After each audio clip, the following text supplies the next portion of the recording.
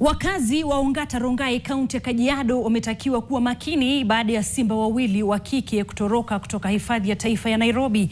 Katika taarifa iliyotolewa leo, shirika la huduma za wanyamapori yani KWS limethibitisha kuwa simba hao walionekana kwa mara ya mwisho katika kituo cha biashara cha Sholink kilichokuwa takriban kilomita 8 kutoka mpaka wa hifadhi hiyo na kilomita 9 kutoka Ongata Rongai.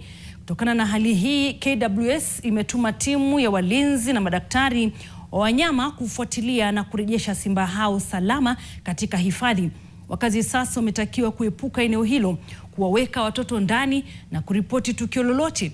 Tukio hili linajiri kufuatia wimbi la wanyamapori na haswa simba na fisi kuonekana katika maeneo ya miji karibu na Nairobi, ikiwa ni pamoja na tukio la Machi mwaka jana ambapo video ya CCTV ilionyesha simba wa kike akizunguka katika eneo la makazi la Rongai.